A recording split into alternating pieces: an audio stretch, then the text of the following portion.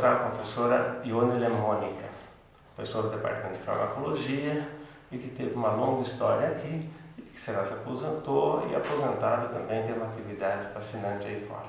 Né? Ela tem muita coisa para contar para a gente vai então começar a conversar. Ione, muito obrigado por ter vindo, agradeço o nome da direção e do nosso trabalho aqui, sua participação. Ok, é um prazer. Eu gostaria de começar perguntando para você. Você contar primeiro, como é que você chegou aqui? Você é formado em quê? Enfim, em que lugar, né? Eu me formei na Faculdade de Farmácia e Bioquímica da USP, né, em São Paulo, e pretendia ficar lá. Eu tinha já uma vaga para mim lá na Farmaco. Entendi. Com o Dr. Zanini, e eu pretendia ficar lá. Mas eu e o Lino, meu marido, que estudou aqui e estava fazendo ainda internato, decidimos nos casar. Então, tinha um estagiário da Farmaco aqui, chama Antônio Carlos. Ele queria ir para São Paulo porque ele ia casar. E eu, lá, eu tinha a minha vaga lá e queria vir para cá. Então, um prestou na vaga do outro. Que tempo bom! E daí nós entramos, né? Eu aqui, ele lá. Eu vim para cá para ficar 2 anos só, enquanto o Lino fazia residência e tal. Entendi. Mas me apaixonei por aqui, gostei muito daqui. Gostei de vir para o interior. Uhum. Quando eu saí de São Paulo, todos os meus colegas diziam: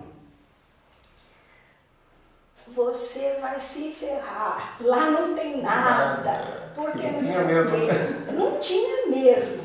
Mas você me conhece, você sabe que eu gosto de desafios, né? Uhum. Então eu vim e foi um desafio começar a minha vida aqui. Acabamos, logo depois o Lino foi contratado no departamento de anestesia e eu fiquei aqui na Farmaco. E gostei muito daqui. Foi que ano? Você conta? 72. 72. Foi também professora. Eu fui tua professora, é verdade. Mas isso não precisava sair no filme, né? Então, comecei aqui. Para falar a verdade, no começo eu não era muito entusiasmada pelo meu trabalho aqui. Entendi. Eu sempre gostei muito de dar aulas, né? Uhum.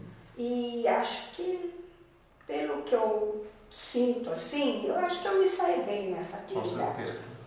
Mas eu estava num departamento extremamente político e a política era tudo. O reitor e a esposa do reitor eram de lá, né? Numa época difícil. O reitor e a diretora do IBE. A diretora do IBE, que era a esposa então era dele. assim, você tem que fazer isso, você tem que fazer aquilo. Até um dia que chegaram para mim e disseram que eu trabalhava no sistema nervoso autônomo. Tá.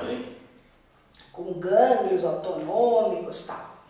Daí, um dia chegaram para mim e falaram: olha, agora você tem que fazer sua livre docência, porque o departamento precisa de mais um livre docente.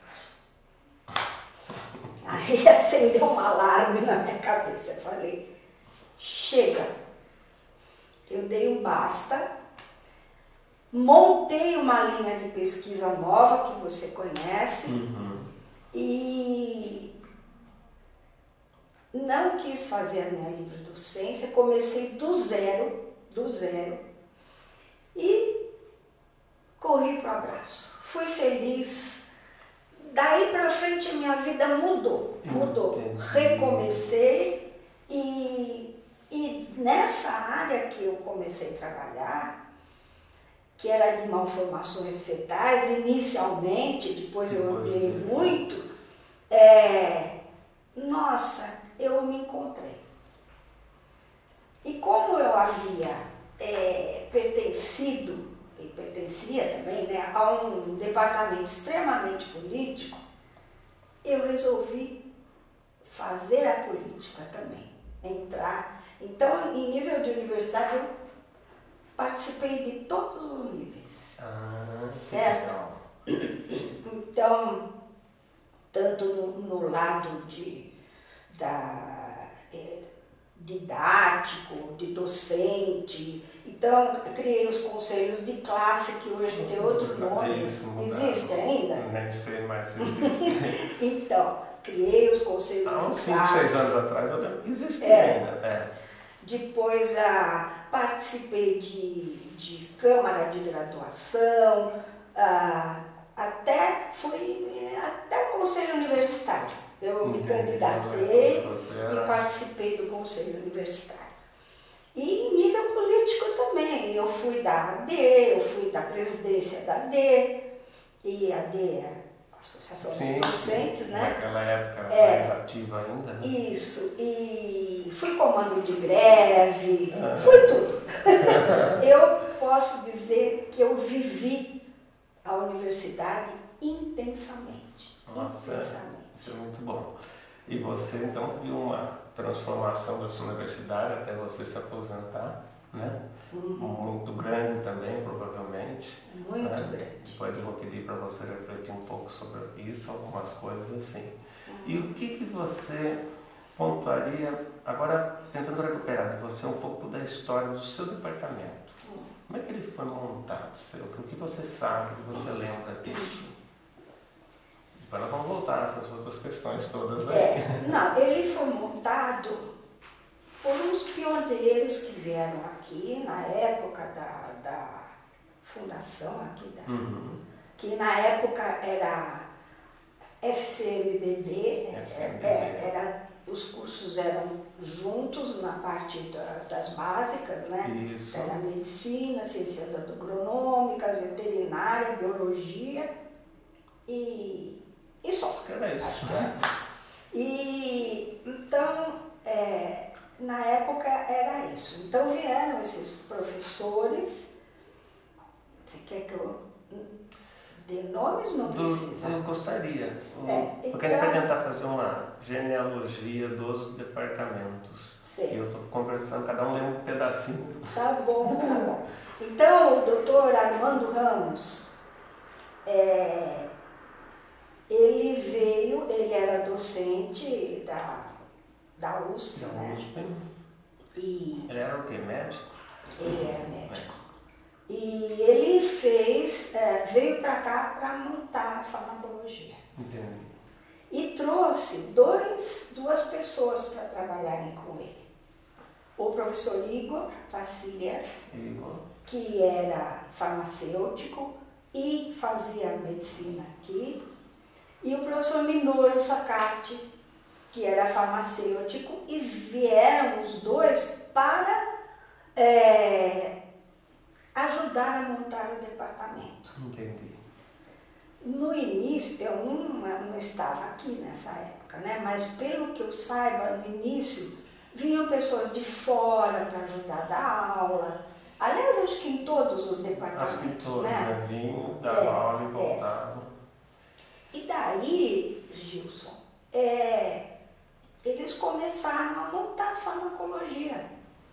Então, os alunos vinham aqui, né, no atual IB, né, vinham, aliás, era lá embaixo. Era lá no prédio do hospital, onde atualmente é a pediatria. Ah, tá. Era lá embaixo. Daí fizeram esses prédios aqui, que são atualmente os departamentos. Esses prédios ganharam um prêmio de arquitetura. Verdade? Verdade. E... Só de arquitetura. Ficar dentro deles era complicado. Era o prêmio da beleza, porque realmente eles eram insuportáveis. Tanto no verão quanto no inverno, né? E daí, quando eu cheguei aqui, tinha o Igor, o Minoru, O doutor Armando já estava na diretoria, depois foi para a reitoria. Tinha a doutora Vilma, Vilma Bastos, Isso. que era lá do departamento, que se casou com o doutor Armando e foi diretora aqui do IB. Isso, foi a primeira diretora. Tanto que esse prédio aqui, muitos anos, a gente chamava de Vilmão. Porque ele foi feito na gestão dela. Exatamente. E, bom, aí começaram a chegar os novos, os mais novos. Então, aí cheguei eu, chegou o José Carlos Gomes, que veio de Ribeirão Preto. Ribeirão. A Vera, que era esposa do Igor, foi contratada também. E no começo, acho que era isso. Depois vieram outros, né? Até que chegaram os ex-alunos, né? Aí começa. Ai, foi tão legal. O Ciro foi aluno nosso na veterinária, né? Entendi. O Luiz Cláudio Do Stasi. foi aluno nosso. Começaram também a se agregar. Bom, daí o departamento foi indo sempre, como eu já disse, muito envolvido em política, né? Mas ele só teve um up quando foi montado pós-graduação. Né? Aí começamos a receber os alunos. Inicialmente nós dávamos aula no pós-graduação da Unicamp, no campus de Piracicaba, para a turma da Odonto. Eu dou curso lá. Você dá? Então, eu ia muito para Piracicaba, era o maior. Bem formal, né? Eu posso falar. Era o maior barato, porque a gente pegava coelho, enfiava no porta-malas, levava para dar aula prática, voltava, e rato. Mas nós demos o curso, acho que 2, 3 turmas, orientamos, foi a nossa primeira experiência com orientação de pós-graduação, em pós-graduação. E depois deu uma base boa para a gente começar o nosso curso aqui. Como você sabe, os cursos de pós-graduação são muito difíceis de montar. Sim. E um dos óbices que eu vejo e que eu considero muito é que nós que fomos contratados como professores universitários não fomos preparados para isso. Não, foi na garra, né? Foi na garra. Então isso nos deu assim uma desvantagem muito grande inicialmente, porque nós não tínhamos essa experiência, né? Eu me lembro de você fazendo alguns seminários para ensinar metodologia científica. Não é? Sim. Isso nós não tivemos, nós somos jogados a dar aula e depois ao pós-graduação. Isso foi muito difícil para nós todos, né? E daí o departamento foi crescendo, e uma coisa muito interessante que eu quero te contar, que eu acho que é pitoresco, até conversei com ele esses dias sobre isso. O Luiz Cláudio, professor Luiz Cláudio, de Stasi, ele foi meu aluno de graduação. E eu gostava muito dele, eu achava que ele era uma pessoa inteligente, ele trabalhava na área de plantas medicinais, que eu sempre gostei, também trabalhei bastante. E aí abriu uma vaga aqui na farmacologia e ele se inscreveu para a vaga. E eu era da banca. Então tinha que ter aquela isenção total, né? Porque ele não podia tomar partido nenhum. E na banca tinha um professor doutor, ele era ainda mestrando ou mestre já, não sei, da Escola Paulista, que veio prestar também. Bom, e tudo bem. Analisamos os currículos, fizemos as entrevistas, aí teve a aula. Quando eu estava descendo para comer alguma coisa, porque foi aquele dia, sabe, aqueles dias de concurso, eram vários. Eu vi eu nunca me esqueço, o tema da aula era anestésicos locais. E é interessante essa aula, porque mexe com química, com eletricidade, com tudo, né? E eu vi esse rapaz, que não me lembro o nome, esse professor, pegando um cano lá embaixo, num lixão que tinha lá.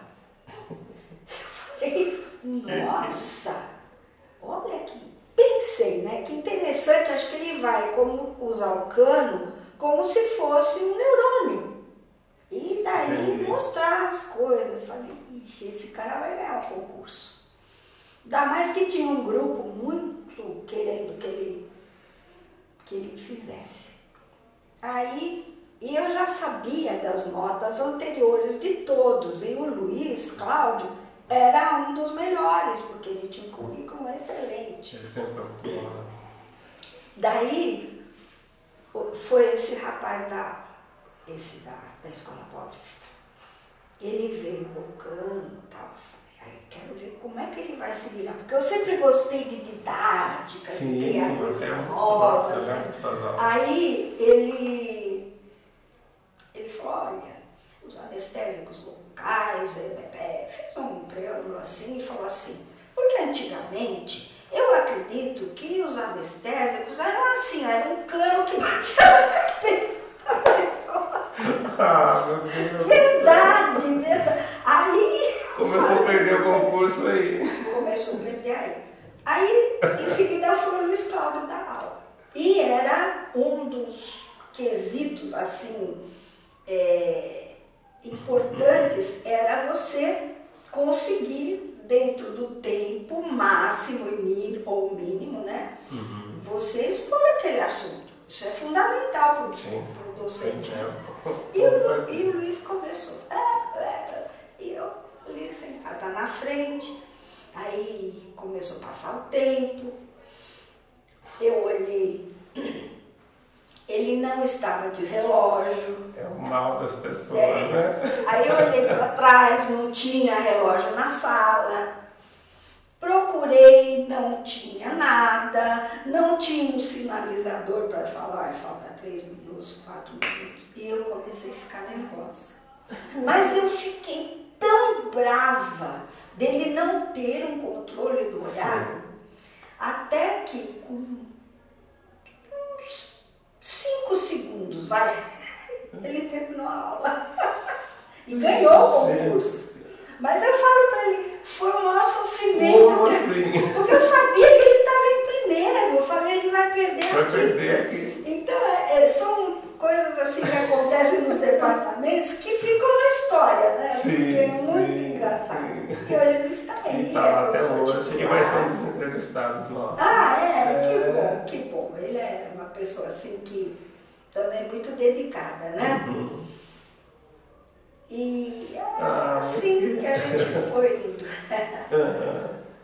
E me diga uma coisa, nessa sua passagem no seu departamento, você destacaria, não você agora, no departamento, o que você acha que virou legal lá, pontos que poderiam ser destacados, no nível nacional, internacional, uma coisa assim? Bom, a maioria de nós, dos docentes, tiveram a oportunidade de fazer pós-doutorado no exterior.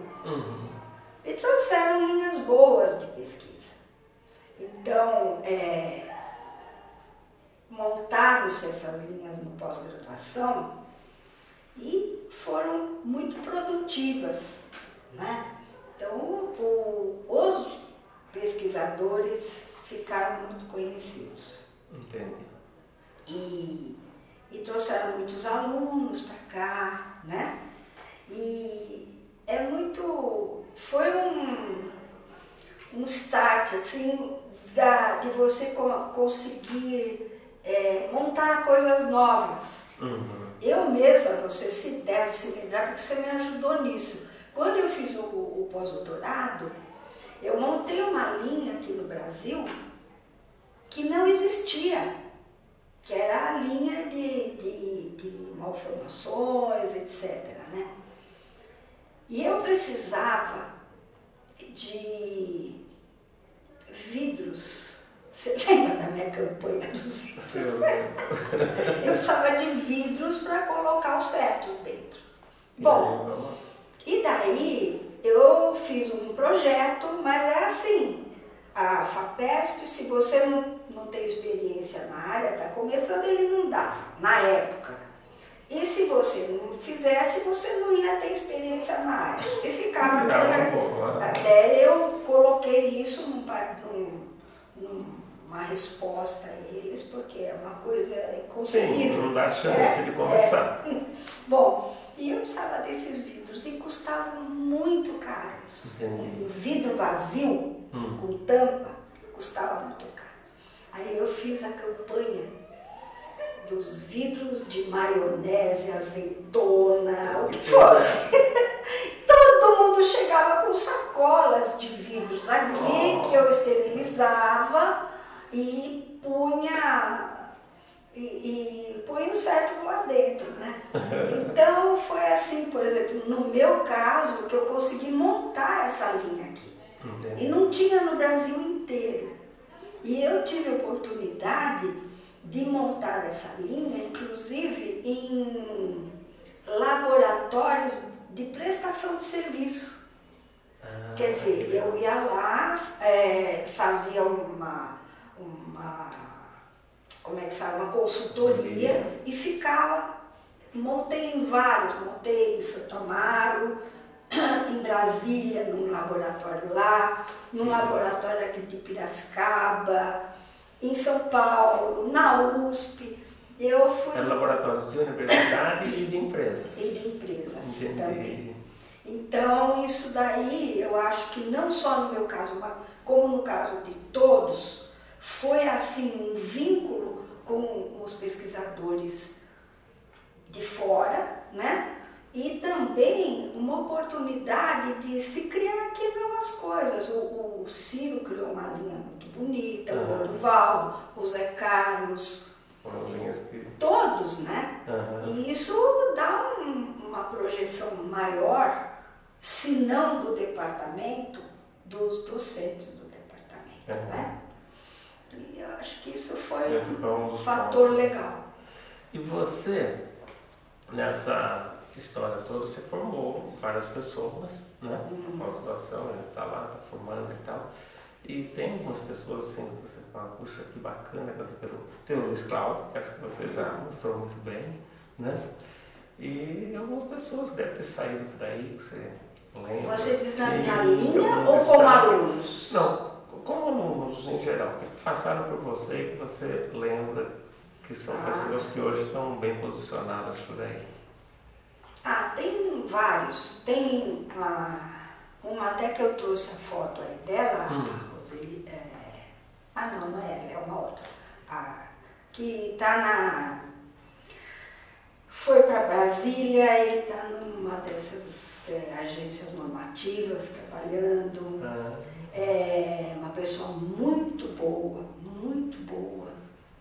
E tem uma outra menina que está lá também, montou ali em Brasília. Não queria saber os nomes, assim, porque não lembro, já foram, né? Então, tem esses alunos, né, que se sobressaíram muito, e quando eu vejo, eu fico tão orgulhosa, sabe?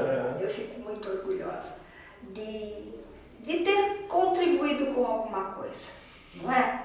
Era uma época que a relação com os alunos era mais fácil, né?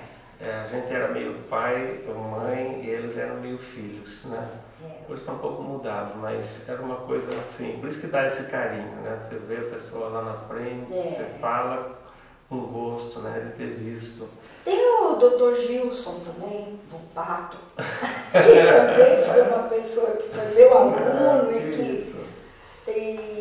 Então, eu só queria falar uma coisa, foi uma época em que fazer carreira universitária, fazer pesquisa, ou mesmo cursar uma universidade, era um sonho. Você vinha com um ideal, não por obrigação. E isso me parece que acabou. Mudou muito. Eu acho que esse é um dos pontos que eu vejo na universidade hoje, como você está vendo, né? Perdeu-se o valor, não é nem questão financeira, nada disso. Nada. Perdeu-se o valor, virou-se obrigação. Obrigação não sei para quê também, porque não vira nada depois. Né? Em caso dos alunos, Gilson, é assim, né? Você tem que ter um diploma universitário para conseguir qualquer concurso. Então, o pessoal vem para cá, principalmente muita gente da cidade presta biologia, veterinária, para ficar por aqui, etc. Nem todos com ideal, E com relação aos docentes, você me desculpa a franqueza. Antes você falava, nossa, eu vou prestar esse concurso porque eu quero ser um professor universitário. Hoje, grande parte presta concurso porque não tem outra coisa para fazer. Não tem opção. Não consegue entrar numa empresa, não consegue. Então vem para cá. E esses profissionais, eles não conseguem passar aquele entusiasmo da pesquisa, do saber para os alunos. Então começam a se formar alunos carentes, alunos medíocres, alunos que vão depois montar um restaurante e não vão fazer nada. Mas é a realidade, não só aqui. Eu falo assim, se você chegar para os professores e oferecer um salário de 30 mil por mês, ele larga. Entendeu? É verdade. E oferecer um salário para fazer outra coisa, ele larga. Né? Então acho que nós temos essa deterioração sim da universidade. Que a gente sentia isso, sim, acho que é uma boa percepção disso daí. Né? Então, no seu caso, você montou essa linha, que foi a primeira pessoa a montar essa linha aqui no Brasil, né? Trabalhava com teratogênicos, coisas assim, né? E você participou de vários setores e tal. Então, do ponto de vista administrativo, o que te chamou a atenção nessas suas passadas por aí? Bom, eu montei a linha e comecei a trabalhar, comecei a ir a congressos, levar alguma coisa, etc. Aí eu comecei a ser convidada, né? Não só para os congressos, mas, por exemplo, a Anvisa me consultava como consultora DOC, né? Sim.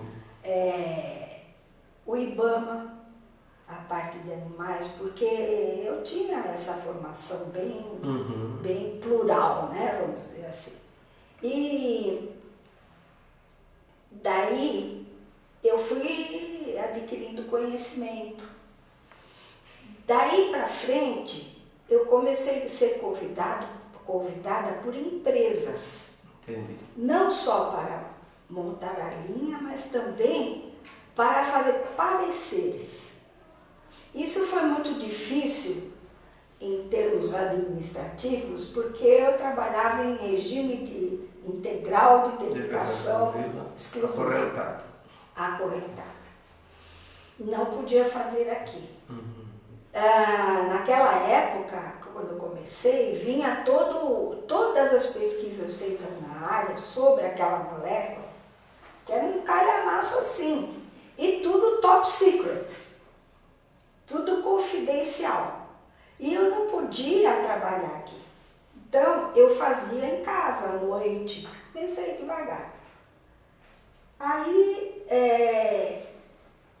tinha uma lei que a professora universitária, com 25 anos de contribuição, etc., podia se aposentar. Então eu não tinha 50 anos, eu tinha idade para aposentar. E eu falei, eu não vou aposentar. Eu tenho meu laboratório cheio de alunos. Estava vivendo uma fase assim bem legal da minha vida universitária. Mas eu conversei com um advogado, porque eu falei, eu tenho o direito adquirido. Se mudar a lei, tudo bem, eu peço. Ele falou para mim, depende da interpretação do juiz. Esse é o problema. Ele pode dizer para você que não, que você teve oportunidade no 15, agora você vai entrar na legislação nova. Nossa. Aí eu falei, essa não, eu quero ter esse direito, né? Porque Sim. a gente não sabe o que vem pela frente. Exatamente.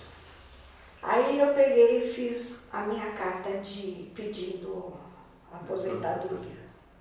E eu tinha que protocolar aqui, na época, a parte de RH, secretarias eram todas aqui nesse prédio.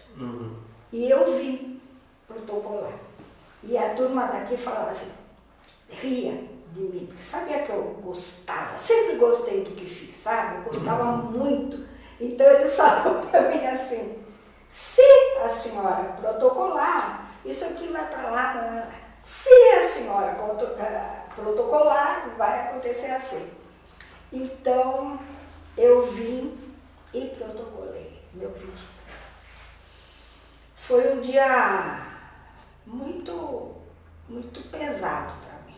Não era o que eu queria, mas eu fiz porque a lei, a parte te leva a fazer. Exatamente. E fiz na hora certa. Porque o Lino, meu marido, quando ele teve que cumprir não sei quantos anos de pedágio, de idade, de não sei o quê, trabalhou ainda muitos anos para conseguir a aposentadoria. Embora tivesse essa lei que o professor universitário aposentava com 30 anos de contribuição, no caso dos homens e 25 das mulheres. Bom, aí eu comecei a ter mais oportunidade de trabalhar para empresas. As empresas verificaram que o parecer ia para a Anvisa, porque é assim, não sei se eu vou explicar, porque sim, tem que ficar na cara. Para uma molécula ser registrada no Brasil, uma molécula nova, um medicamento, um agroquímico, ele tem que passar por vários testes toxicológicos. E tem 3 circunstâncias que eles não podem ser registrados no Brasil. No mundo inteiro existem também essas regras, mas elas são um pouco difíceis. Mas aqui elas são... Acaba. Sim, não. Isso, sim. E eles seria, se a substância for carcinogênica, for teratogênica ou genotóxica. Entendi. Ela apresentar um desses 3 Tá fora. características, cut off. Acabou, não tem mais nada e vamos lá. E eu trabalho numa dessas 3 áreas. Então era uma área muito discutida, porque era pouco conhecida. Pouco conhecida.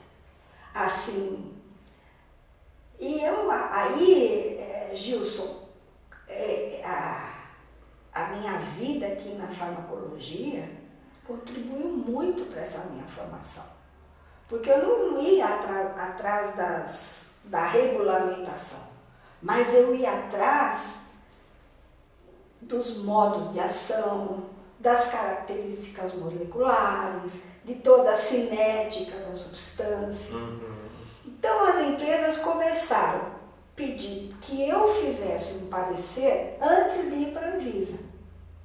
Entendi. Então já ia pronto, porque lá foi outra coisa em nível assim de administração aí pública, né?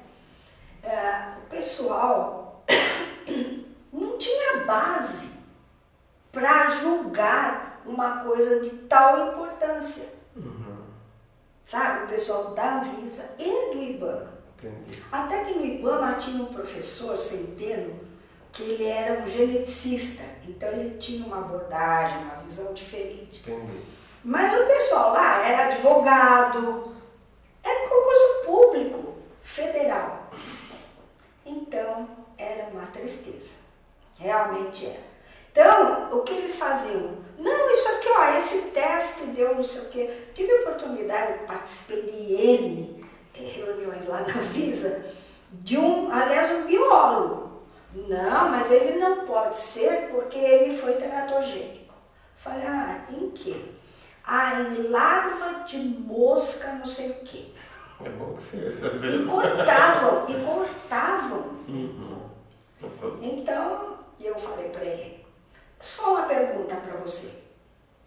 Mosca tem placenta? Acabou. Né? Você tem que ver tudo isso. E aí comecei a trabalhar bastante, as empresas começaram a ver que ia para a Anvisa reprovava. Aí vinha para mim, eu podia reprovar também, reprovei muitas substâncias. Mas eu explicava o porquê. E comecei a trabalhar. E aí eu tive a oportunidade de conhecer laboratórios no mundo inteiro. E isso foi enriquecendo o meu conhecimento. E é interessante que todo mundo falava para mim assim, mas você vai ser comprada pela indústria. Você conhece. Que é a grande crítica às pessoas que não conhecem o papo. Não vou ser comprada. E mesmo na Anvisa, eu tive a oportunidade de discutir e falar assim, a minha opinião é a mesma aqui, na empresa, na rua, eu não vou modificar a minha opinião, não é? E daí, eu comecei inclusive a dar cursos nas empresas, dar curso para a Anvisa, para formar o pessoal, para dar cursos no IBAMA, o pessoal saber o que é você transferir um efeito observado num animal experimental para o humano. O que isso significa? Quais os fatores de segurança? Qual o grau de risco, de perigo? Então, eu ia dando, ensinando aqui e ali, foi mais uma oportunidade de passar isso daí. Então, na parte administrativa, vamos ver assim, federal, que eu participei bastante, era uma seleção muito mal feita, muito mal feita. Eu achei isso precário lá. Eles estão melhorando, viu, Gilson? Estão melhorando, estão tentando melhorar. E nas empresas, muita coisa que eu precisava para julgar o produto deles, eu preciso de uma bibliografia assim, não estou achando, eles me ajudavam. E foi muito interessante que quando eu recebi mais ajuda em termos assim de nova legislação, etc., de uma empresa, foi justamente um produto deles que eu reprovei. Então, tem que acabar na universidade esse ranço de ideia, né? De que você vai ser comprado, que a empresa vai te... É nada, não é assim. Eu acho que o diferencial nisso é que você tem um profissional íntegro. Se você tem um profissional íntegro, ele vai sair para trabalhar com qualquer empresa. Eu também trabalhei com empresas. Não se vende. Eu vou fazer meu trabalho, é isso aqui. Combina-se e fala, isso. Não é verdade? É verdade. Hoje o risco porque as pessoas não sabem fazer tese. Você não tem um profissional íntegro de forma tão disseminada, na minha opinião. É verdade. Gostaria que você lesse isso, porque eu sinto isso que você falou, é uma coisa realmente para uma boa reflexão, né? Que você viveu aqui e saiu e teve uma vida lá fora, uma empresa que visitou vários países do mundo, pude acompanhar um pouco algumas coisas suas, e isso mostra o quê? a vida não termina com a aposentadoria, Não. é? E você pode terminar, a pessoa pode fazer o que quiser da vida, não é desmérito nenhum, mas para aqueles que quiserem usar a formação universitária que tiveram, ir para frente, não é isso? E você tem uma experiência muito rica nisso. O que você está nos falando traz uma questão importante para a reflexão da universidade hoje e daqui para frente, né? É verdade. Eu acho que a nossa contribuição é muito grande se aceita a tríade, vamos dizer, governo, universidade e empresa. Isso. Eu até ainda faço parte, mas eu era diretora científica do Life Science International. Bom, o nosso lema, a gente fala ILSE, né? Que é ILSE Brasil, era esse, unir universidade, empresa e governo. Quantas reuniões e quantos cursos, e ainda tem. Hoje eu saí da diretoria, porque para mim é lá em São Paulo, é viagem, vai e vem. Também eu acho que já fiz, já contribuí. Estou ainda no conselho científico, mas é uma coisa mais light. Entendi. Mas quando você põe os três segmentos, Gilson, a discutir, é uma coisa chocante. Entendi. Então, eu organizei uma mesa num congresso em Porto Alegre e pus os três segmentos. Foi que ano, mais ou menos? Só para me situar no tempo. Sei lá, não sei. Não faz essas perguntas muito difíceis. Não, mas deve ter sido em... Década de 90? Sim, década de 90, Tá. ou 2000 já. Tá. Tá? Tá. Então, o pessoal da universidade vai e fala as bases científicas, né? Fala e tal. O pessoal da empresa traz as novidades, que é muito bom para nós, né? O pessoal do governo vem e faz uma apologia contra a substância química. Então, nessa mesa redonda, eu estou citando essa, mas tiveram inúmeras. A pessoa do governo que veio, porque por força das circunstâncias eu trabalhava mais na área de pesticidas, porque a exposição de todo quanto é jeito é muito interessante, sabe? Você pode, através do alimento, através da produção, através da pulverização, é muito interessante. Então, eles apresentaram um lavrador cultivando uvas, pulverizando o pesticida na uva de calção, sandália havaiana e assim. Isso aí é forçar a barra, né? É forçar a barra. Existem equipamentos, EPIs, né, de proteção individual, um monte de coisa. Então, o governo, até uns anos atrás, ele era assim, contra a exposição, não interessa o que seja.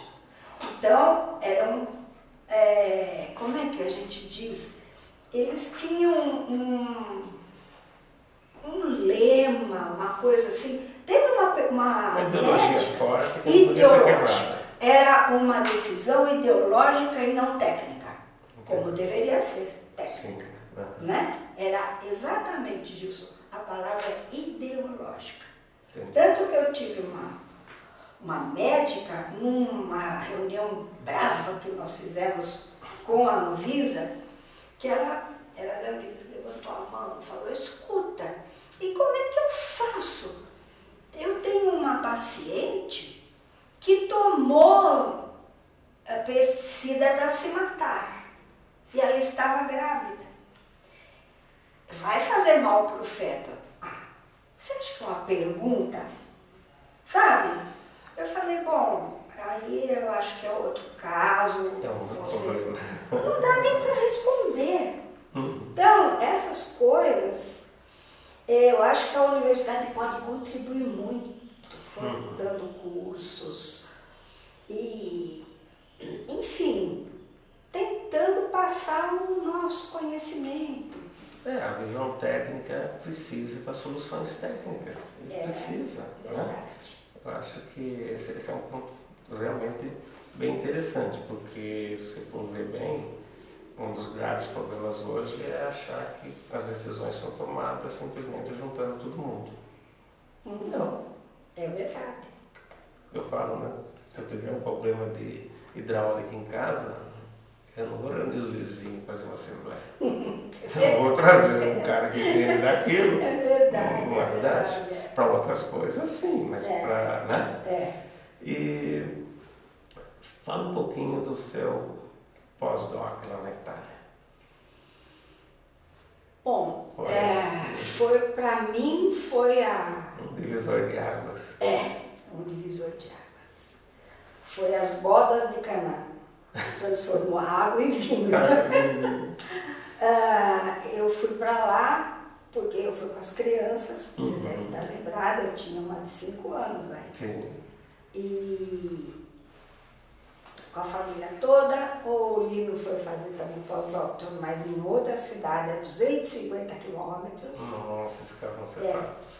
E então foi uma experiência muito difícil. Não foi fácil, não. A ambientação, as crianças na escola, eu no laboratório, porque era uma mulher brasileira.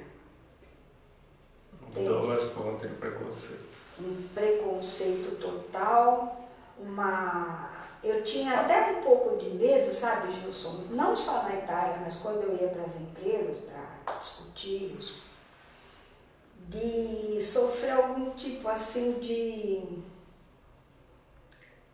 desprezo, de, sabe, tirar sarro, não dava, para mim não dava. Eu ia sempre, imagina, eu que adoro cor, né? Eu ia sempre sóbria, porque eu falava, tenho que passar uma imagem. Porque, infelizmente, muitos colegas que vão para o pós-graduação, para o pós-doutorado, não se comportam adequadamente, nem na universidade e nem na comunidade. É difícil, né? Você leva essa... Você carrega isso, né? Nós temos colegas aqui que sofreram, assim, uma certa discriminação exatamente por ser brasileiro e homem, né? Bom, então, no começo foi difícil, porque o meu orientador de pós-doutorado, ele estava escrevendo um livro de biologia, ele é biólogo, e ele não tinha muito tempo para mim. Mas eu comecei a me infiltrar no laboratório, aprende aqui, pega ali. E daí um dia era eu e uma chinesa que estávamos lá. E eu estava aprendendo a fazer, coletar o embrião antes ainda na trompa, uma metodologia que depois a Cláudia fez uma tese bonita com isso. E ele me deu uma resposta assim que realmente eu não gostei, sabe? E aquilo, Gilson, doeu, porque eu estava. Problema de adaptação dos filhos, sozinha lá. Por sorte, eu descobri minha família em Milão. Eu achava que elas moravam em outro, não conhecia ninguém. Minha família italiana. E daí, dava uma dificuldade. Nós ficamos 3 meses, não sei se você lembra disso, sem receber bolsa e o salário. Acabou o dinheiro. Não tínhamos dinheiro. O Lino queria voltar. Eu falei, não, senhor. eu vou fazer pão para vender, as crianças vão, mas nós não vamos embora. E foi a sorte. Depois chegou, nós ficamos ricos, porque chegaram os 3 meses de bolsa, os 3 meses de salário. E já tinha vivido até ali. Então, eu fiquei muito triste com isso, porque estava sendo sofrido ficar lá. E lá, na Itália, é o que a gente brinca. Il capo é il capo. O chefe é o chefe. Ele manda, ele fala o que ele quiser, mesmo no hospital. É assim. O primário que eles falam, ele chega para você, chama a tua atenção assim. Aí eu cheguei lá e fui na sala dele. Não aguentei. E falei para ele, olha, eu não gosto do jeito que você está falando comigo. Eu sou sua colega. Estou aqui com muito sacrifício da minha família e meu, porque no Brasil eu tenho um padrão de vida muito bom e aqui não. Para aprender com você. A diferença era brutal, né? Não é? Daqui. Então eu falei para ele, eu não quero, eu estou aqui para aprender com você.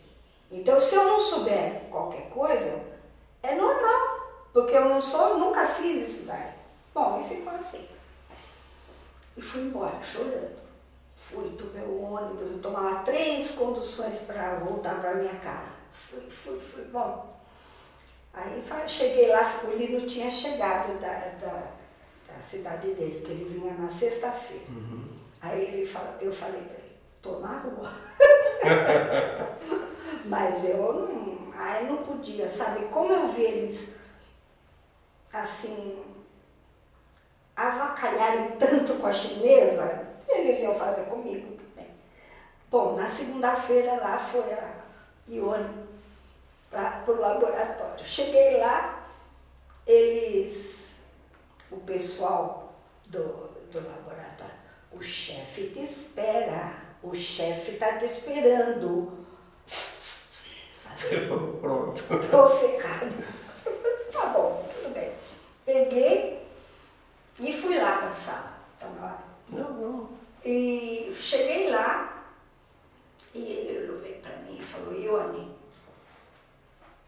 nós somos colegas.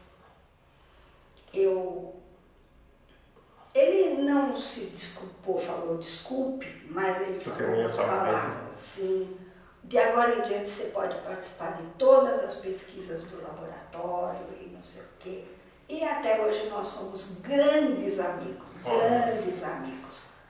Então, a partir daí, eu virei o guerreiro do departamento. Tudo que tinha, vai você pedir para o chefe, porque elas tinham medo. Incrível como existe uma hierarquia muito constituída nos departamentos, nos hospitais. Você vê que é o fato de você sair e fazer pós-doutoramento depois de ser madura. Você já estava aqui como professora, tem experiência, tem uma família, e foi.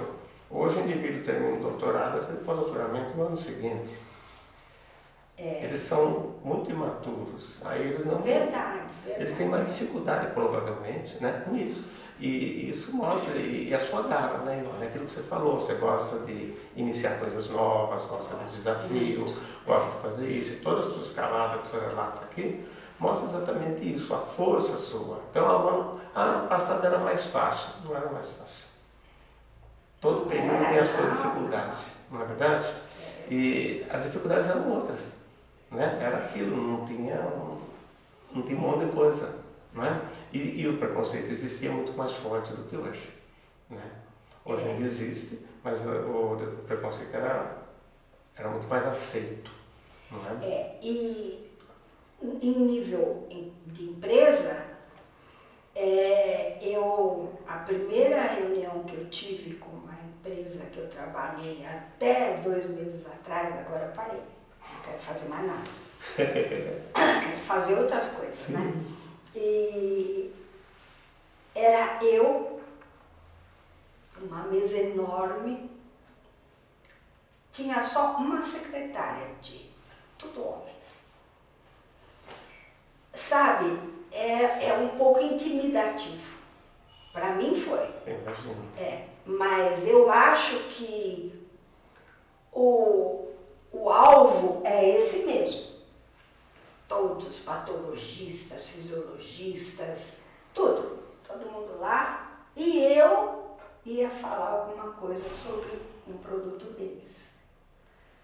Mas o Lino falava para mim, bate na mesa, não dá moleza. Falava, tudo bem, vamos tentar. E consegui respeito, muito respeito lá.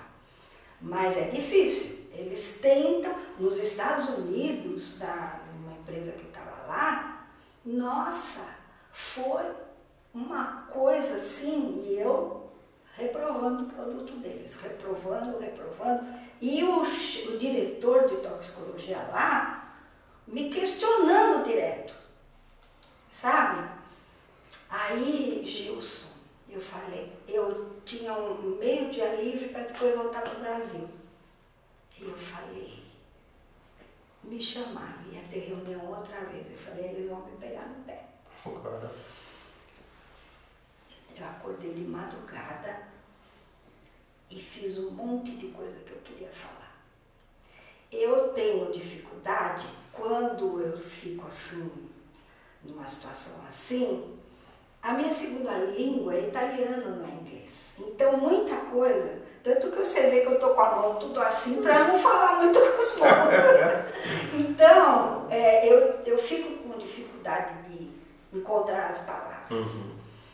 Mas eu fui escrevendo, né? Falei, bom, Gilson do céu, cheguei lá, tinha 2 fileiras de cadeiras em volta da mesa. Tinha a turma da mesa e a turma de trás da mesa. E eu falei, agora. E esse cara que era o diretor.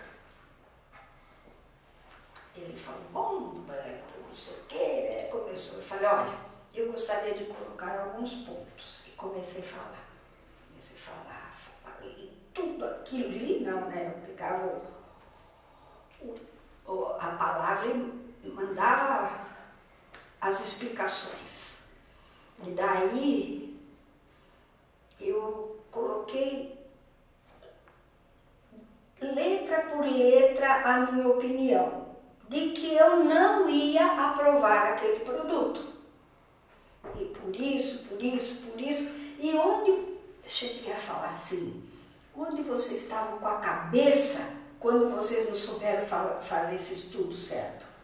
Mas é um estudo caro. E daí? Se de um lado, porque a minha responsabilidade... Isso Estados Unidos, né? Isso Estados Unidos. Estados Unidos. Então, Gilson, é uma responsabilidade, porque de um lado, se eu negar o registro, eu tenho milhões de dólares investidos da empresa. E do outro lado, eu tenho milhões de vidas que vão ser expostas àquela substância. Não é uma brincadeira. Eu cheguei a falar, what the hell did you do? Sabe? Fiquei brava. Aí esse moço, esse diretor, ele falou para mim, você é boa mesmo. Olha só. Foi mandado embora no dia seguinte, né? Ele? Foi. E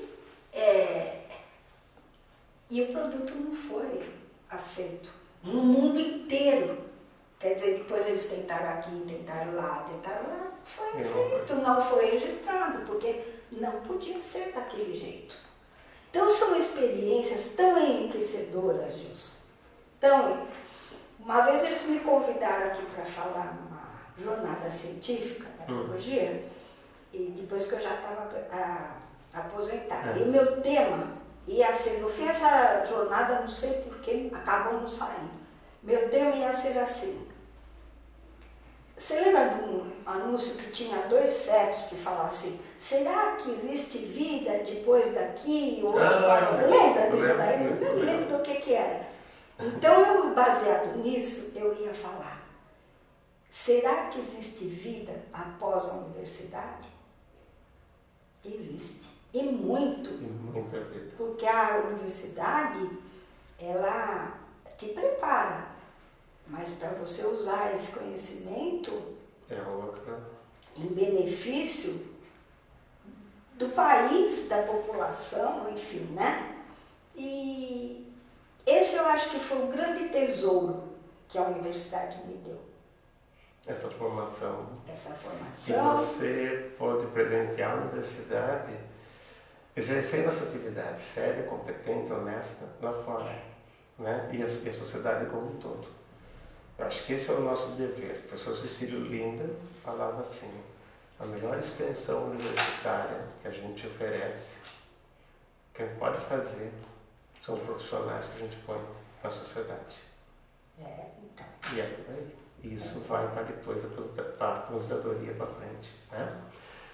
Ione, tem muita coisa para falar, mas nós temos uma restrição de tempo, infelizmente. Mas muito obrigado por ter vindo aqui, muito obrigado por contribuir com a sua história, por mostrar, levantar essa polêmica, né, da universidade e empresa, que ainda é uma polêmica, dada a nossa formação francesa, né, que vem daquela universidade do saber pelo saber. E isso foi muito importante e eu fico muito feliz de saber toda a sua contribuição, toda a sua importância e saber que, né, somos pessoas amigas e que isso é realmente muito importante. Eu agradeço muito, viu, Gilson, a oportunidade, porque eu fiz aqui o resumo da minha vida profissional, né? E me fez bem. Foi uma sessão de psicanálise. Muito obrigada. Eu E continuo sempre à disposição. Obrigado.